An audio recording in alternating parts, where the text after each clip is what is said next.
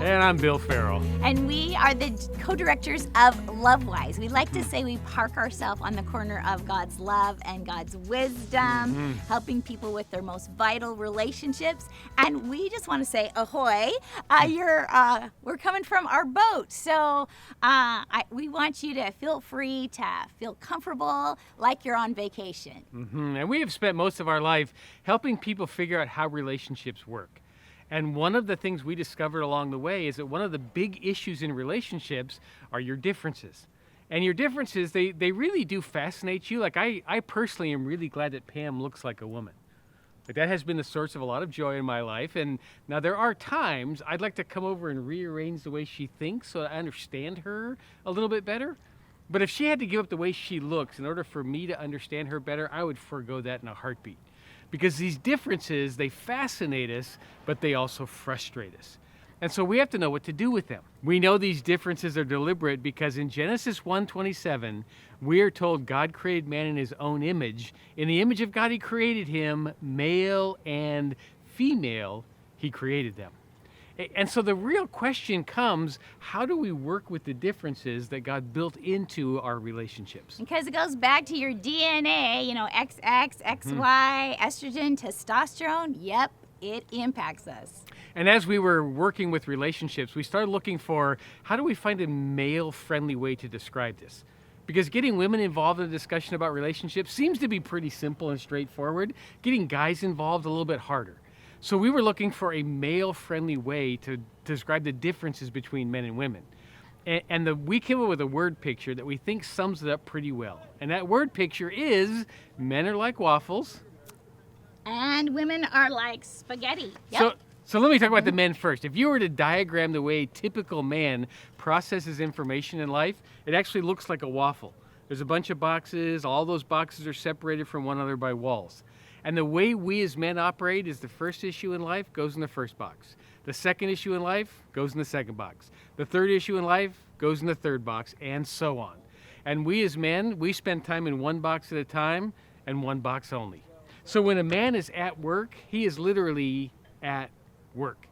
When a man is out in the yard doing yard work, he is in the yard doing yard work. When he's washing the boat, he's washing the That's boat. right. And when a man's watching TV, Hello. he's just watching TV. We do one thing at a time and one thing only. Now, as we mature, we do jump boxes faster than we used to. So at times we kind of imitate multitasking, but in reality, we're just jumping from one box to another faster than we used to. And because of this single focus that us men bring to life, we are problem solvers by nature. The way that we like to operate is we go into a box, figure out what the problem is, assign a solution to it, and then we move on. And if we get to a box and we see what the problem is and we don't know what the solution is, we just move on. Because we cannot possibly think of a reason to spend time on a problem that we don't have an answer for. And for part of your life, folks, this is really valuable. Because your family needs that single focus that us men naturally come by. And the workplace, the community, churches, organizations, all need that single focus that us men bring to life. But it creates some struggles in your most important relationships because you ladies just don't process like a waffle. Right. Like social scientists say that men compartmentalize and women integrate, but nobody really talks like that. And so if you look at the way our brain is wired, we actually have more connections between the two hemispheres of our brain. And so if you look at the way our brain is wired, it kind of looks like one noodle laying on a plate of spaghetti. If you follow that noodle around that plate, it looks like it touches pretty much every other noodle on the plate. And that's the same way we women process life, is we travel through life making emotional connections to the people and things that matter most to us. And so by nature, we're really awesome at multitasking, or sometimes today it's called toggle tasking, jumping from thing to thing to thing to thing. I mean, we can be on the phone with our friend and her life is all falling apart and we're watching TV and there's Dr. Phil and he's saying, how's that working for you? So we're like, how's that working for you, honey? Oh, honey, what you need to do is you need to tune into this awesome marriage summit. Yeah, I'll send you the link. At the same time, we are cooking dinner, we have a load in the washer, a load in the dryer, and we can open and shut the oven door with our foot. Can't we, girls? Yes. Yeah.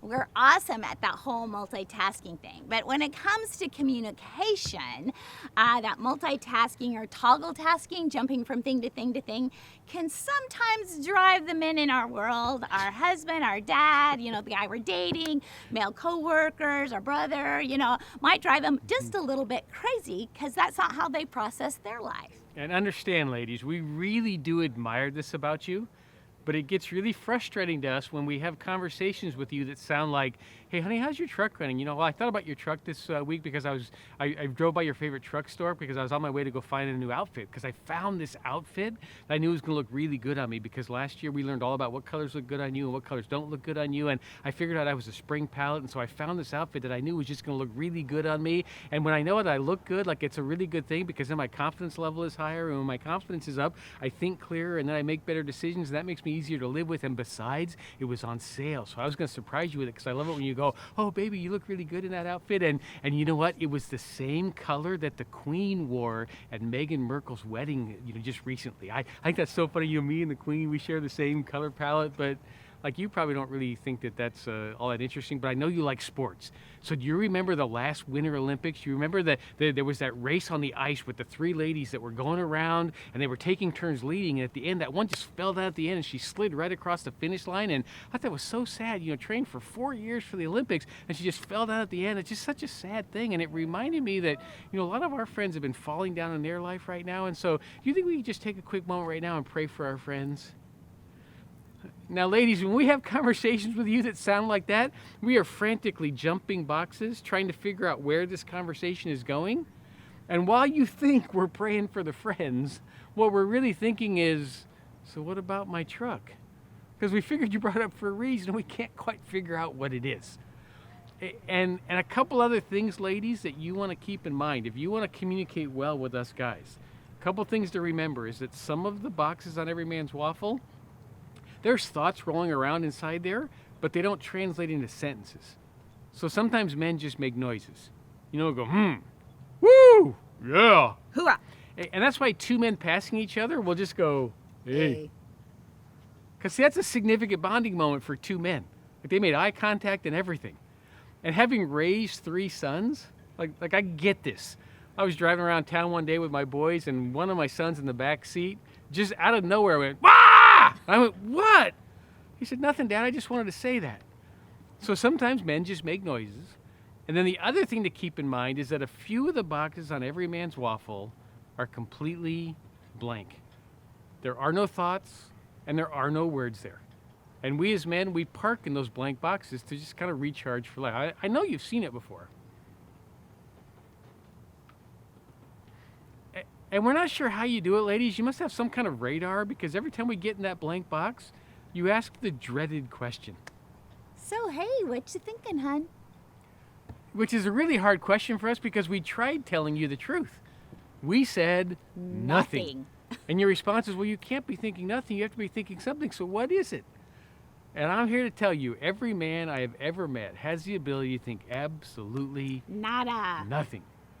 And so since the truth didn't work, the next time you ask the question, there's a delay that takes place, and our eyes start darting back and forth because we're looking for a box somewhere nearby that has words in it so that we can answer your question, and then you misinterpret the delay. And you think, oh, you don't want to share what you're really thinking, so now you're making something up. No, most likely we were just thinking nothing. And what tends to happen in a long-term relationship is over time, men start to feel inadequate when it comes to communication. Because no kidding, ladies, we drop into these blank boxes right in the middle of conversations. Like sometimes Pam will be talking, and then say, well, what do you think? About what? And see, then we get in trouble with you and we think, oh, we're not very good at this. And men don't like to work on what they're not good at. We like to work at what we are good at. And so if a man concludes he's not very good at communication, he'll go spend time doing other things, and he never reaches his potential as somebody that can communicate interpersonally, and the relationship doesn't quite reach its potential. So ladies, we would never put this all on you, but it's helpful if you say, okay, well, I guess all the guys have this blank box, so I'm not going to take it personal. I'm just going to make room in the relationship for it. If you can do that as men, we say, wow, most of the women I've ever met, they don't get it, but this one, she gets it. And if we ever reach that conclusion about you, we find you easy to live with, and we're convinced we can succeed with you in our lives. Men are like waffles, women like spaghetti. Yeah, we talk about 10 differences in our best-selling book, Men Are Like Waffles, Women Like Spaghetti. And one of the key differences is men and women, we relate differently. The way we communicate is very different. Right. And there's an assumption that we find most couples live with that's not actually true. The assumption is that most of our conversations are going to be good for both of us at the same time. And we reach that conclusion because that's the way it works when you're dating. When you're dating, you're trying to impress one another, and you go to whole new levels in your interaction with one another, and you reach this conclusion, wow, we can talk about anything at any time. And that's why we have a single Men Are Like Waffles, single women like spaghetti, and we have one for teenagers too, because all of us relate to one another. Men are like waffles, like spaghetti. We all need some tips. Right. And in long-term relationships, though, it works differently. And let me illustrate from our relationship. Like, there are some conversations in our home that I've noticed, Pam, go really well for you. And when we're done with those conversations, Pam is ready for action. There are other conversations in our home that work really well for me. And when we're done with those, I'm ready for action. And then there's a few conversations that work for both of us at the same time. And folks, that's normal in long-term relationships. So one of the most important relationship skills we can develop is learning to take turns when it comes to communication. So men, when it's her turn to talk, and you will know it's her turn because she starts the conversation, first thing you want to do is turn off that fix-it mechanism you were born with. Remember, I told you we're all problem solvers. So when your wife, your daughter comes to you and says, hey, can we talk? Your instinct is the same as mine. You're like, bring it on. Because you're going to size up the problem. You're going to apply your male solution to it. You're going to be her hero for the day, and all is going to be right in the world. Okay, all of that hero fix-it stuff, guys, turn it off. Pack up your bags and just go on a listening journey and let her take the conversation anywhere she wants it to go. And the reason why this is so important is one of the primary ways that women build trust in a relationship is they connect their lives to the people they think are important. So if your wife thinks you're important, she wants to connect her life to you by telling you what she thought, what she did, and what she thought about doing but didn't do, and what her mom had to say, what her sister had to say. She isn't looking for input on all of that. She's connecting her life to you. And if you want to have a relationship that's full of trust, guys, get used to that process of just letting her connect her life to you by sharing what's on her heart.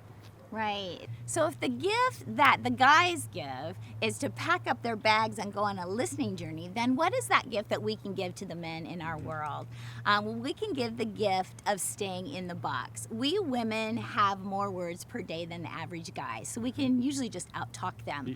In fact, a part of the brain that monitors verbal interaction is larger in females than it is in males. So there's a physical reason why you ladies can process more words every day than us men can. And so sometimes because we process life differently than the way guys process life, we think something's wrong with them, like they're broken or something. And one of the best illustrations that I saw of this was a cartoon. And there was a uncle who's like about my husband's age. He's talking to his niece who's about college age. And she's like, oh, thank you for helping me, Uncle. Everything you did just totally changed my life. And he took out a business card and he handed it to her and he says, you can take this down to the petroleum store. They'll give you 10% off of your gasoline. And the wife saw the whole interaction and she said, okay, our niece was pouring out her heart and you handed her a business card? Like, have you no feelings? He's like, I had feelings. I was afraid she was going to hug me. I was scared it was going to go on, and I was happy when it was over. I have feelings. Guys really do have feelings. They're just buried in the very bottom of each one of those waffle box compartments. And it takes them a little time to weave their way down and share the best of who they are with us. It's kind of like how syrup would seek down to the bottom of a Belgian waffle square. The sweetest part of who a guy is in the very bottom of every one of those waffle box compartments. And so because of that, I do a lot of speaking to women's groups too. And because of that, oftentimes I get asked the question, how do I get my husband, my son, my boyfriend, to open up to me? And one woman put it like this. She's like, we were working with youth at the time, and she was college age, and she'd just gotten engaged. She's like, I'm so excited to get married, Pam. My fiance, he's a good-looking guy, and he is such a good man. He's so moral. He's like going to be a great provider, but I think something's wrong with him. I think something's broken. I think in university they called it emotionally shallow. And I just started to smile.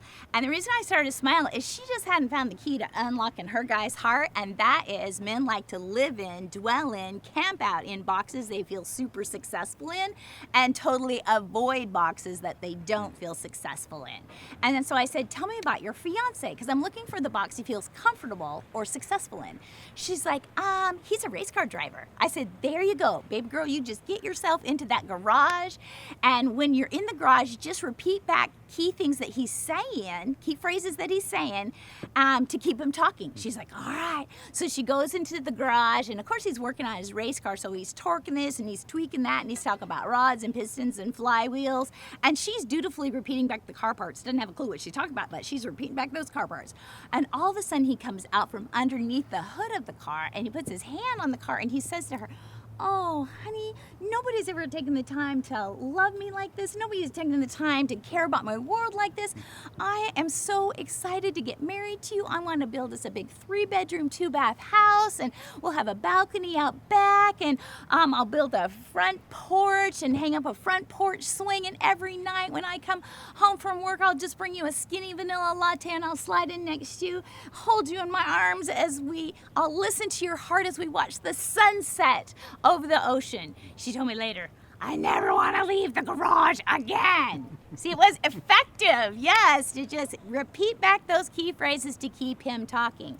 See, what happens too often, a guy brings up a subject to talk about, and he actually hopes it's that subject you're going to talk about, because we women are like spaghetti. We see the 5 or 6 other boxes around that first box, and we just start opening up boxes or opening up issues. Well, the problem with doing that is men are problem solvers by nature. So when one box is open, that's one problem to solve. When 2 boxes are open, 2 problems to solve. 3 boxes open, 3 problems to solve, and so on. And every male has like a limit on how many boxes or how many issues he can have presenting. And if you get too many boxes going, girls, you're gonna know it, because he's gonna do one of 2 things. He's either gonna fire up and become angry, and you're like, what? I was just talking. Or he's just going to want to shut that box down and escape to one of his favorite boxes, like the garage, and you're just chasing with your words, and nobody's needs are getting met there. And so the gift that we can give, ladies, is the gift of staying in the box, especially his favorite box, and become a great listener. Mm-hmm. And what we've been talking with you about, folks, is how to practically accept one another and the fact that you're different. And one of the reasons we process relationships differently is there are physical differences between men and women that you can't see that impacts the way we interact with one another.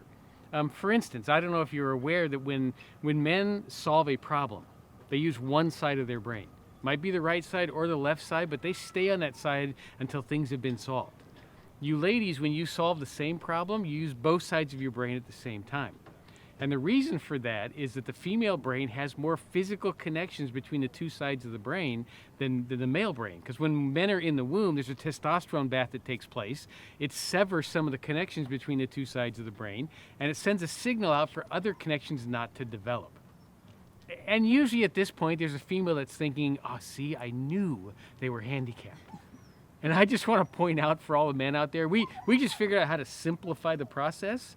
Because studies show that men and women solve problems equally well.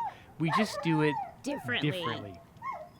And one of the most important physical differences between men and women that affect relationships are when a man eats, the part of his brain that makes him happier gets stimulated. So a man literally, he's happier with himself, happier with life, and more content right after he's eaten a meal. And when you ladies share that same meal, the part of your brain that sharpens your eyesight becomes stimulated, and you become more aware of your environment, and you have more to talk about.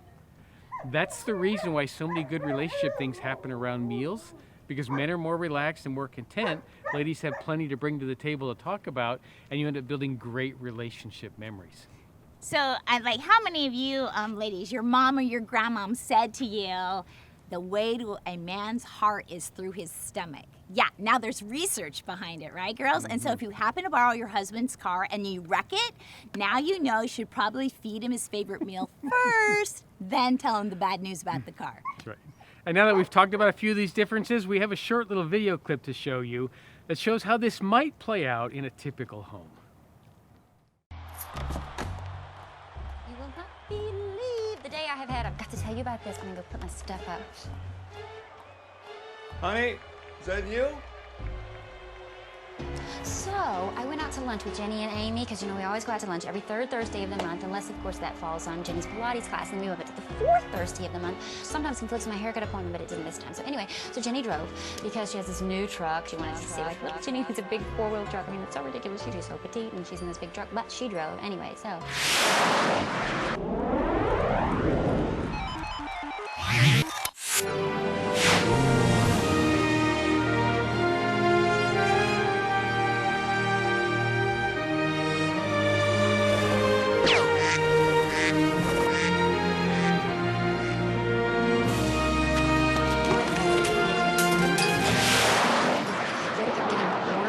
So Jenny is freaking out. I mean, who wouldn't? But Jenny is such a quiet person anyway. At the time that she wouldn't complain to the manager at Bennigan's because the waiter kept getting her order wrong anyway. So anyway, she was losing it over the phone with her husband about how could he be so absent-minded and forget their job at Cheeseburger Ed's. I mean, you have done some absent-minded things before, but...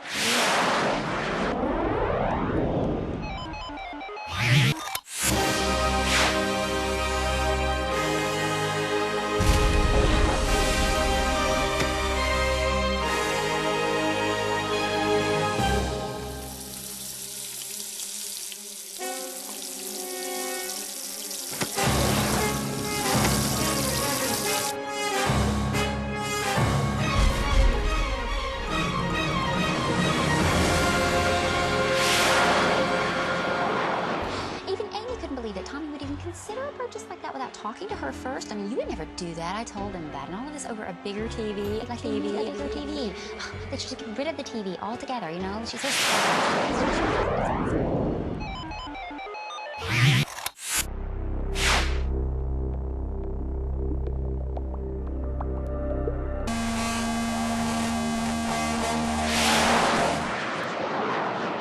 So, what do you think? Can we do it? Yeah. Oh yeah, definitely. I knew you'd understand. You are such a good listener.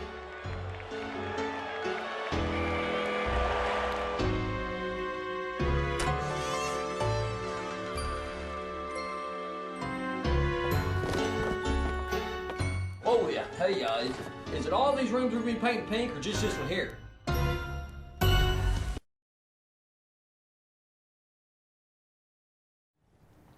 It pays to be a good listener. Right, which is why in the Bible, James 1:19 tells us everyone should be quick to listen, slow to speak, and slow to become angry. And if you want to see improvement in your relationship starting today, the skill to begin with is learning how to be a good listener. So Pam, what does it take to be a good listener? So there's 4 simple steps to becoming a great listener. And the first I talked about, and that was repeat key phrases. And so you could just talk to anybody, you know, this week, just say, so how you doing? And they're probably going to say, fine, because that's what we're trained to do. But instead of just saying, yeah, me too, and walking away, stop and push pause and start repeating what they're saying. Well, I'm actually kind of tired. Well, you're kind of tired. Why is that? Oh, I think I'm just like got this Zoom stress going on. Oh, yeah, I've been on, yeah, that like, it's really hard, isn't it? Yeah, and besides that, like we're working the really long hours. I thought we were going to have like this little break, but no, it's really long hours. And then our teenagers are in the house, and so they're like always bored and complaining. And oh, yeah, I guess I am really tired. And so all you've done is repeat one phrase. They rolled out their whole life story. So it's actually pretty effective to just repeat key phrases. But you might feel a little like a robot if all you do is repeat key phrases. So the second thing you're going to want to do is rephrase it and put it in your own words, like what I hear you saying is, and then kind of capsulize the conversation and put it in your own words. The third that you're going to want to do is regroup. And that's when you're going to want to hand the conversation back and ask for some clarification. Like, am I in the ballpark? Am I catching what you're trying to tell me? And give them a chance to respond. And the more sensitive the topic or the more volatile the conversation, the more important it is that you do step 3 and offer that regroup and give them a chance to respond. And then lastly, you're going to want to reconnect. Your spouse or who you're talking to is going to be sharing a story. And somewhere in that story, there's an emotion. And what you're going for is trying to match emotion to emotion or heart to heart to gain that connection that you're looking for. But don't get discouraged at this point, folks, because most of the time when you say to your spouse, okay, is it like this? And then you share a story from your life about how you felt, most of the time the other person will say, no, it's not really like that. And don't get discouraged with that, because this kind of communication, it's a lot like baseball. Oh, baseball, remember that? Yeah. In baseball, if somebody misses the ball 2/3 of the time, we call them a great hitter. And that's the way this kind of communication works. It only takes about a 10% success rate to cement the two of you together so tightly that nothing in life can get between you. And Pam and I learned the importance of this one day. We were in the middle of raising our family, and I came home one day and I said, Pam, I really believe you're too busy. And I have a choice here. I can react or I can repeat those key phrases. That day, I chose to repeat key phrases. Oh, so you think I'm too busy? Well, it's not just that you're too busy, it's that life's kind of overwhelming right now for me. Life's overwhelming, hon. Yeah, actually, I'm feeling like I might fail. You feel like you might fail? Yeah, especially at Wow. work. Yeah? Like you remember I told you growing up, my mom, because she was afraid of everybody and everything, used a lot of reverse psychology. So growing up, I heard a lot, you don't have what it takes, you're never going to be anything, and she said it over and over. I think she meant well, but like it really set in. And it's like her voice is back in my office, and for some reason, I'm afraid she might be right. Oh, wow. Is it kind of like, okay, let me see if I'm catching what you're trying to say. Is it kind of like when you go to work, like you're hearing your mom's negative messaging, and that's what's making you feel Yeah, like and it shouldn't be happening because things are going well at work, so I don't know why I can't shake it. Okay, Yeah. okay, see if it's kind of like this. Remember that time when I told you that story that my dad had been drinking like all day Right. and all night, and I was like grade 7, and I showed her my report card, and my report card was, 100%, 100%, 100%, 99.9. And because my dad had been like drinking out of his mind, he's like, Pam, why isn't that 100? Well, like do you that? feel like even if it had been 100, he would have found something wrong with it? Probably. Yeah, see, I have no reason to feel this way, but I can't shake it anyway. I am so sorry, hon. I'm praying for you. So that was an important day for Pam and I, because we recognized that part of our connection to each other, we share a lot of the same values in life, but we also realized we share some of the same pain from our childhood, and we believe that together we could do better. But this conversation could have looked a whole lot different if it had gone more like, Pam, I really think you're too busy.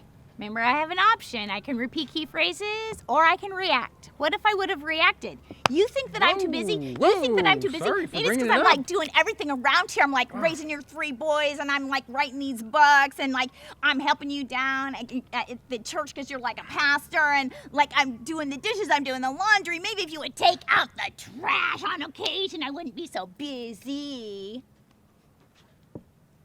Now, can you imagine the argument we could have had over that interaction? Like we could have been in intense fellowship with each other for at least a week. Right. Yeah. The choice is always yours. The choice is always ours. Yeah. Conflict or connection. And when you use those simple listening tools, you gain the connection that you're looking for. So communication is the first area where you can work on your differences, but another really important one is to recognize that we relieve stress differently. Like we live in a world that produces stress, and we don't actually want you to become stress-free. a little bit of stress is good because it helps you be productive. But lately, there's been a lot of bit Yeah, of there stress. has. So And the problem is when stress gets too high, it starts to have a detrimental impact on you. So you have to have a way of bringing stress down to the level at which you operate well as a couple and as a family. And like other areas of life, we relieve stress differently. So men, the way that women tend to relieve stress is they talk their way through it.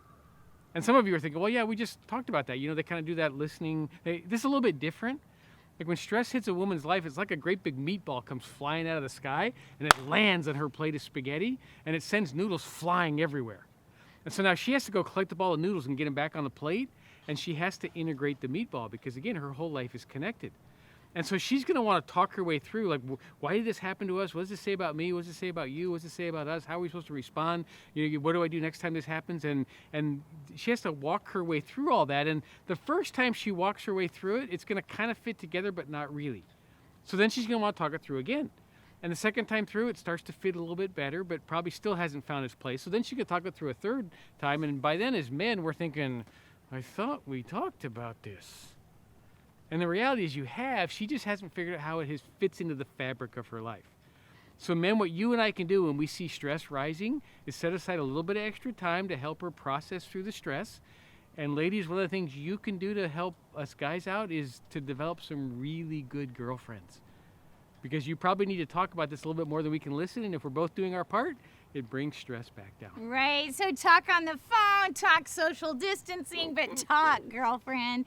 It's going to be a good thing for your marriage. You know, because when I'm stressed out, I talk my way through stress. And so when I'm stressed, my mom knows it, my sister knows it, my best friend knows it, the clerk at the grocery store will know that I'm stressed out.